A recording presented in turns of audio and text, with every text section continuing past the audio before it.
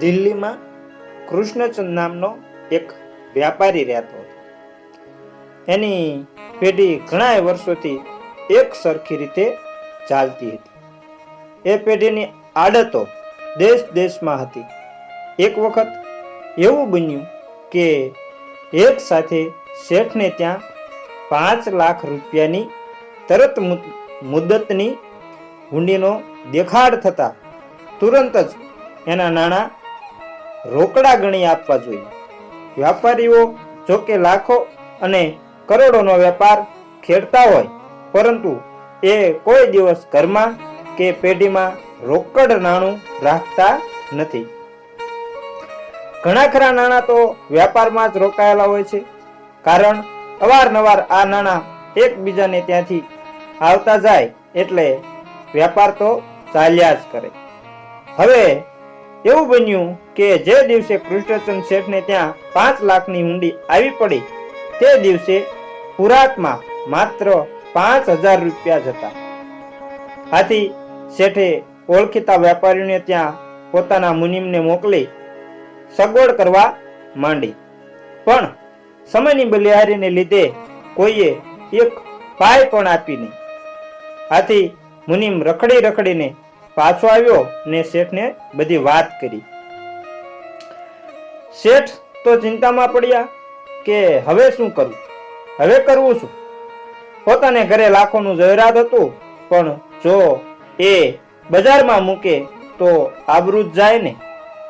આ પ્રમાણે શેઠ હવે શું કરવું એના વિચારમાં પડ્યા. છેવટે શેઠ એક વિચાર પર આવ્યા કે માત્ર હવે એક પ્રેમચંદ શેઠને ત્યાં જવાનું બાકી રહ્યું છે, માટે જો હું ત્યાં જાઉં તો રૂપિયા મળે ખરા. હવે આ પ્રેમચંદ શેઠ મહાબદમાશ હતો. કોઈની પાસે લખાવે કાંઈ અને આપે પણ કાંઈ. પણ કહેવત છે ને કે ગરજે ગધેડાને પણ બાપ કહેવો પડે. એટલે કૃષ્ણચંદ શેઠને અત્યારે ખાસ ગરજ હોવાથી પ્રેમચંદ શેઠને ઘેરે ગયા. એકબીજાએ વેપાર ધંધાની વાતો કર્યા પછી કૃષ્ણચંદ શેઠે પોતાની વાત ધીમે રહીને મૂકી. કૃષ્ણચંદ શેઠ 1 માસની મુદત માટે ગમે તે વ્યાજ 5 લાખ રૂપિયાની માંગણી કરી. પણ પ્રેમચંદ શેઠે કહ્યું, મારે વ્યાજની જરા પણ પડી નથી. આપ કોઈ દિવસ નહીં અને આજ મારે ત્યાં જાતે પધાર્યા છો, તો પછી આપથી મારે મન રૂપિયા વધારે નથી. જોઈએ એટલા લઈ જાઓ, પણ એક શરત છે, જો એ આપને કબૂલ હોય તો ખુશીથી લઈ જાઓ. કૃષ્ણચંદ શેઠ બોલ્યા, શી શરત છે? પ્રેમચંદ શેઠે કહ્યું, જુઓ, જો મુદત મુજબ 1 મહિનામાં રૂપિયા પાછા નહીં ફરે તો તે રૂપિયાના બદલામાં આપના શરીરમાંથી 1.25 શેર માંસ મારા હાથે કાપી લઈશ. જો આ શરત આપને મંજૂર હોય તો ખુશીથી અત્યારે ને અત્યારે 5 લાખ રૂપિયા ગણી લો. આ પ્રમાણે પ્રેમચંદ શેઠની શરત સાંભળી કૃષ્ણચંદ શેઠે વિચાર કર્યો કે મારા બેટે મારું કાસળ કાઢવા બરાબર લાગ સાધ્યો છે, પણ એની એ ધારણા પાર પડશે તો નહીં. કારણ મુદત પહેલા તો હું 5 છું, પણ 25 લાખ રૂપિયા જોઈશે તો લાવી ખડા કરી દઈશ. માટે એની શરત કબૂલ કરવામાં જરા પણ વાંધો નથી. વ્યાજ પણ બચશે અને આબરૂ પણ જળવાશે. આમ વિચાર કરી કૃષ્ણચંદ શેઠે કહ્યું, ભલે શેઠ, જો હું મુદત પૂરી થતા નાણાં ન ભરી શકું તો આપની શરત મુજબ મારા દેહમાંથી 1.25 શેર માંસ કાપી લેજો. પ્રેમચંદ શેઠે કહ્યું, ઠીક, ત્યારે શેઠ એ સંબંધના એટલા અક્ષરો લખી આપો અને નીચે સહી કરી આપો. એટલે પત્યું. કૃષ્ણચંદ શેઠે એ મુજબ લખી આપ્યું અને રૂપિયા લઈ પોતાની આબરૂ હવે જળવાશે એમ વિચાર કરી આનંદથી હસતા હસતા પોતાની પેઢીએ ગયા. બંને હુંડીઓ ભરપાઈ કરી આપી. જોયું કે વેપાર ધંધામાં કેટલી કેટલી આવી મુશ્કેલીઓ આવતી હશે. હવે એવું બન્યું કે કૃષ્ણચંદ શેઠની જે ધારણા હતી કે 1 મહિનામાં તો હું 5 છું, પણ 25 લાખ રૂપિયા લાવી ખડા કરી શકીશ, એ પાર પડી નહીં. કોણ જાણે માણસ શું આશા રાખે છે અને એની આશા ભાગ્યે જ પાર પડે છે, અને આશા પાર પડે તો પણ પરિણામ બીજું જ આવે છે. આ મુજબ કૃષ્ણચંદ શેઠ પ્રેમચંદ શેઠના નાણાં 1 મહિનામાં જ પાછા આપવાની શરત હતી, અને એ મુજબ મહિનો પણ પૂરો થવા આવ્યો હતો અને મુદત પણ વીતી ગઈ. અને આજે બદમાશ પ્રેમચંદ શેઠ નો નાણાં વસૂલ કરવાનો તગાદો શરૂ થયો. એટલે કૃષ્ણચંદ શેઠે તો પોતાના સગાવાલાઓને કહી 5 લાખ રૂપિયા ભેગા કરી વ્યાજ સહિત પ્રેમચંદ શેઠને ત્યાં પહોંચતા કરાવ્યા. પરંતુ પણ એણે તો એ રૂપિયા પાછા લેવાની ના પાડી અને પાછા મોકલાવ્યા.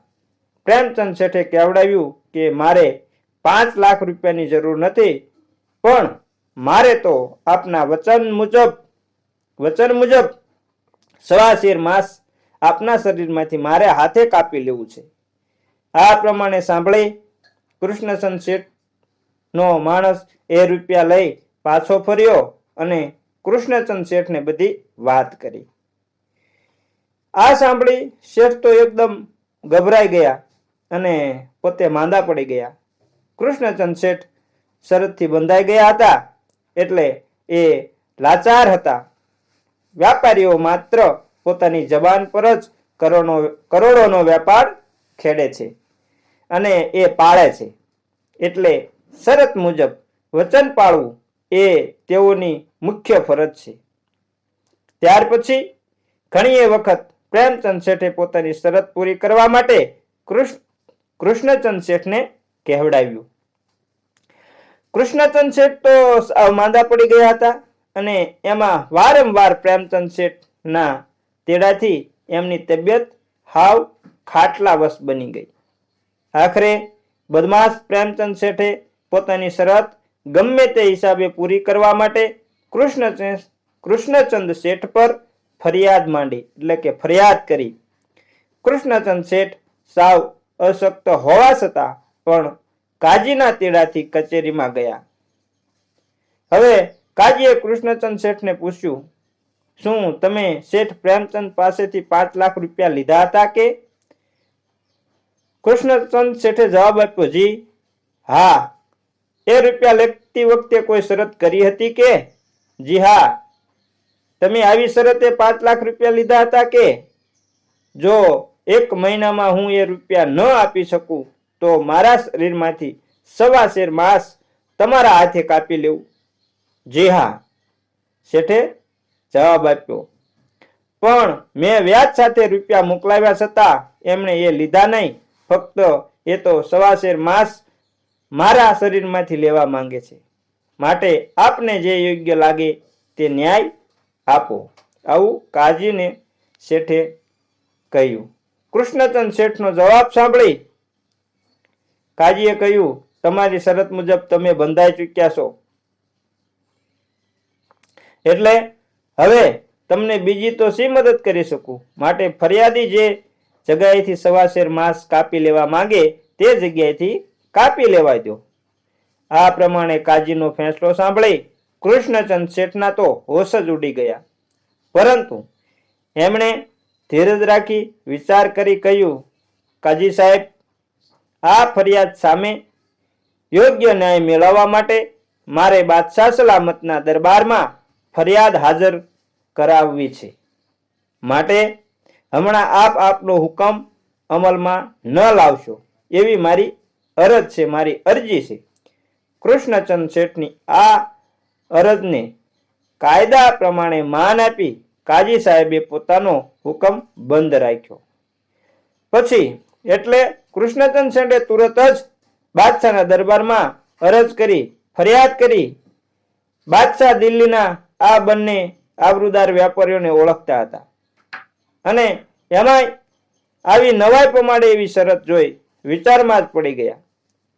બાજુમાં જ બેઠેલા બિરબલને બાદશાહે કહ્યું, બિરબલ, ન્યાય અને ધર્મ કાયમ રહેતા કોઈ પણ ઉપાયે આ વેપારીનો જાન બચે તેવો કોઈ રસ્તો તું શોધી કાઢ અને તે મુજબ તેમનો ન્યાય આપ. બિરબલે બંને જણાઓને કહ્યું, જાઓ શેઠ, તમારા બંનેના સંબંધમાં ઘટતો ઇન્સાફ મળશે, માટે કાલે તમે બંને જણા પધારજો. આથી આ બંને જણા વિનયપૂર્વક સલાહ કરી ઘર ભણી વળ્યા. બીજે દિવસે વાદી અને પ્રતિવાદી બંને જણા એકબીજાની સામે ઉભા રહ્યા. બિરબલે પ્રેમચંદ શેઠને પૂછ્યું, કેમ શેઠ, તમારે તમારા રૂપિયા પાછા જોઈતા નથી ને? પ્રેમચંદ શેઠે કહ્યું, જી ના. એમને ના પાડી. મારે તો કરાર મુજબ એના શરીરનું 1.25 શેર માંસ જોઈએ છે. બિરબલે કહ્યું, ભલે, ત્યારે એમ જ કરો, પરંતુ તમારી શરત મુજબ 1.25 શેર કરતા ઓછું કે વધતું માંસ કાપશો તો તેટલા જ પ્રમાણમાં તમારા શરીરમાંથી પાછું એટલું જ માંસ કાપી લેવામાં આવશે. આવી ચતુરાઈ બિરબલે વાપરી. આ પ્રમાણે બિરબલનો ન્યાય સાંભળતા જ પ્રેમચંદ શેઠ તો ગભરાયા, એમના હોશ ઉડી ગયા અને એ વિચારમાં પડ્યા કે હવે શું કરું. બિરબલે ફરી હુકમ કર્યો, જલ્દી કરો શેઠ, કોની વાટ જુઓ છો? તમારી શરત મુજબ માંસ કાપી લો. બિરબલે ફરી હુકમ કર્યો, જલ્દી કરો, કોની વાટ જુઓ છો? તમારી શરત મુજબ માંસ કાપી લો. પ્રેમચંદ શેઠ થોથરાતી જીભે કહ્યું, ગભરાઈ ગયા અને ધ્રુજવા લાગ્યા અને થોથરાતી જીભે કહ્યું, નામવર, મારે માંસ જોઈતું નથી, મારે તો મારા 5 લાખ રૂપિયા જોઈએ છે. પછી આ સાંભળી બિરબલે કહ્યું, શું કહ્યું? 5 લાખ રૂપિયા? હવે એક પાય પણ નહીં મળે, બસ માંસ જ લેવું પડશે. અને ખબરદાર, માંસ કાઢતા લોહીનું એક પણ ટીપું ન પડવું જોઈએ, કારણ કે શરતમાં લોહી લેવાનું નથી, માત્ર માંસ જ લેવાનું છે. અને એમ જો નહીં કરો તો ઇન્સાફનું અપમાન કર્યું ગણાશે. માટે કહો, હવે શું કરવા માંગો છો? આથી પ્રેમચંદ શેઠ એકદમ નિરાશ થઈ ગયા અને કહ્યું, મહેરબાન સાહેબ, હવે મારે કશું પણ જોઈતું નથી, મને અહીંથી હેમખેમ જવા દો તો ઠીક. આ બધું બાદશાહ સાંભળતા હતા. એમણે કહ્યું, જુઓ, તમે બંને દિલ્હીના જાણીતા એક ધંધાવાળા વેપારીઓ છો, છતાં કેવા પ્રપંચો રચી એકબીજાનો જાન લેવા માંગો છો? બીજાના જાન લેવા માંગો છો? તમારા જેવા વેપારીઓને આ શોભતું નથી. માટે શેઠ, હવે તમે મૂંગા ચાલ્યા જાવ અને કૃષ્ણચંદ